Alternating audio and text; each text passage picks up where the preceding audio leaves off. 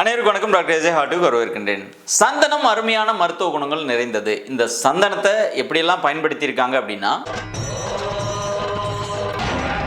ஆனா அதை நாம எப்படி பயன்படுத்தியிருக்கோம்னா, என்னவா இருக்கும் எனக்கு என்னடா தெரியும், கேளுடா. சந்தனம் நாம் வாசனைக்காக பயன்படுத்தியிருப்போம். ஆனால் சந்தனம் உள்மருந்தாக பயன்படுத்த முடியும். எண்ணற்ற மருத்துவ குணங்கள் இருக்கிறது. எனவே உடல் குளிர்ச்சி அடைவதற்கு, குறிப்பாக தோல் பிரச்சனை, தோல் எரிச்சல், உள்ளங்கால் எரிச்சல், கண்ணில் ஏற்படக்கூடிய கட்டி, கல்லீரல் மற்றும் நம்மளுடைய கேல் பிளாடர் ஆரோக்கியத்திற்கும் இந்த சந்தனத்தை மருத்துவமாக, வீட்டு மருத்துவமாக பயன்படுத்த முடியும். எனவே இந்த பதிவில் சந்தனம் எந்தெந்த பொருட்கூட சேர்ந்து என்னென்ன நோய்களுக்கு நம்ம பயன்படுத்த முடியும் வீட்டிலேயே அப்படிங்கிறத பற்றி பார்க்கலாம். மிகவும் பயனுள்ள மற்றும் உங்களுக்கு ஒரு புதிய பதிவாக இருக்கும். வாங்க பதிவுக்குள்ளே போகலாம்.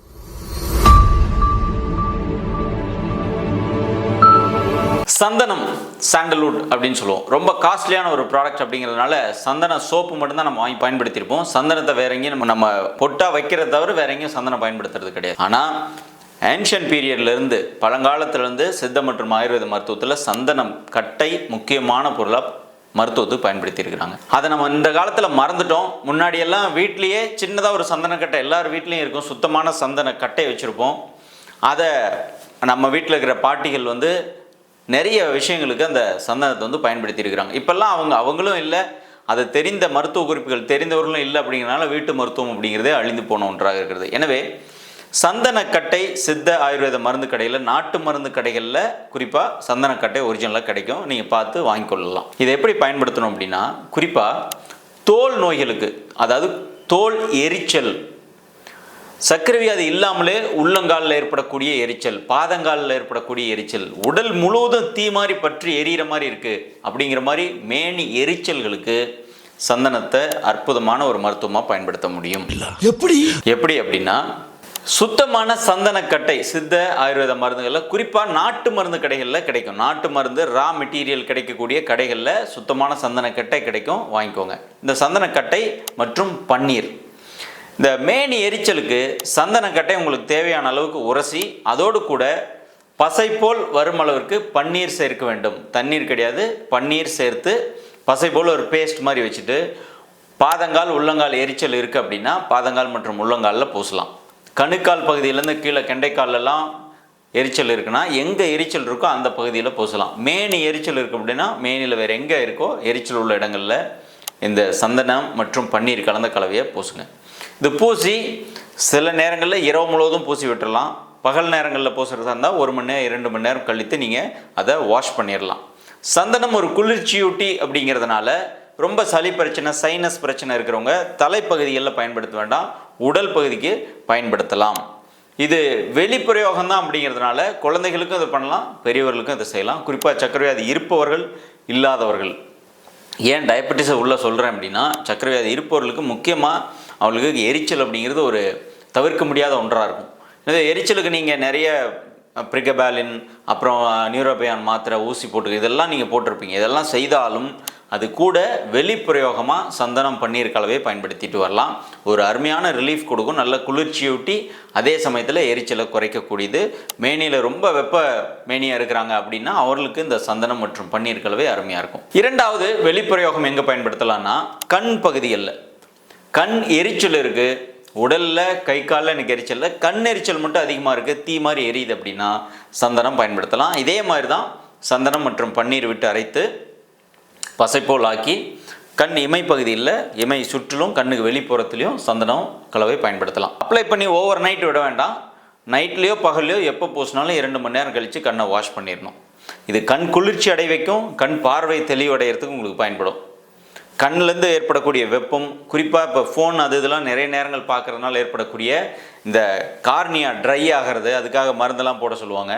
அதுக்கு பதிலாக வெளிப்பிரயோகமாக இதை நீங்கள் பயன்படுத்தினா கண் குளிர்ச்சி அடையும், இந்த ட்ரைனஸ் கம்மியாகும். மூன்றாவது, கண்ணில் ஏற்படக்கூடிய கட்டிகள், இந்த ஸ்டை அப்படின்னு சொல்கிறோம்.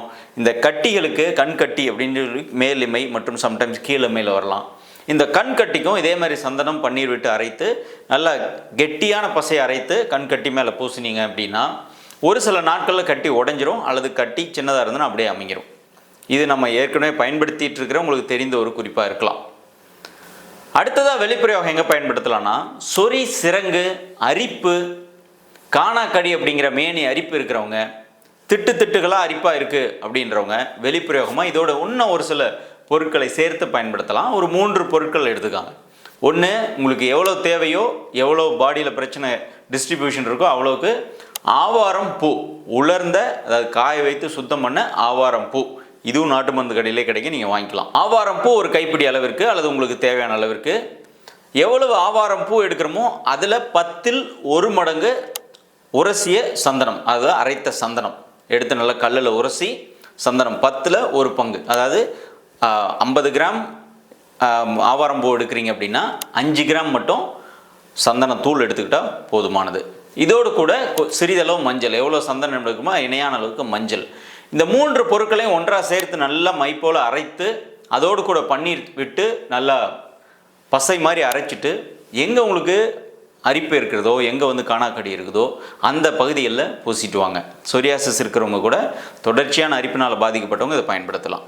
சாதாரண ஒரு பித்த அரிப்பாக இருக்கிறவங்களும் வெளிப்பிரயோகமாக இதை பயன்படுத்தலாம். இதுக்கும் கால அளவு கிடையாது, எவ்வளோ நாட்கள் வேணுமோ அவ்வளோ நாட்கள் வெளிப்பிரயோகத்தில் நீங்கள் பயன்படுத்தலாம்.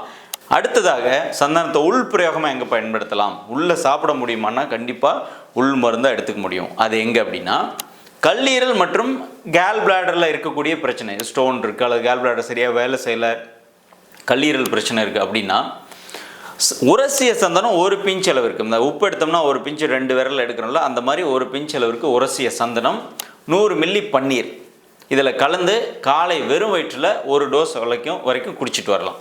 இது ஒரு 1 முதல் 2 வாரம் மட்டும் குடித்தா போதும். சந்தனம் உள்பிரயோகம் மிக அதிகமாக பயன்படுத்தக்கூடாது அப்படிங்கிறதுனால 1 or 2 வீக்ஸ் நீங்கள் இதை பயன்படுத்திட்டு வரலாம். மீண்டும் 1 மாத இடைவெளி விட்டு மீண்டும் ஒரு முறை நீங்கள் பயன்படுத்தலாம். இது உள்ள இன்டெஸ்டைனல் ட்ராக்டில் நல்ல ஒரு குளிர்ச்சியை ஏற்படுத்தும். அதே மாதிரி கல்லீரல் செயல்பாட்டை தூண்டுறதா ஒரு சில ஸ்டடீஸ் சொல்லுது. கேல் பிளாடர் செயல்பாட்டுக்கு பயன்படுறதாகவும் நிறைய ஸ்டடீஸில் சந்தனத்துக்காக நமக்கு எவிடன்ஸ் இருக்குது.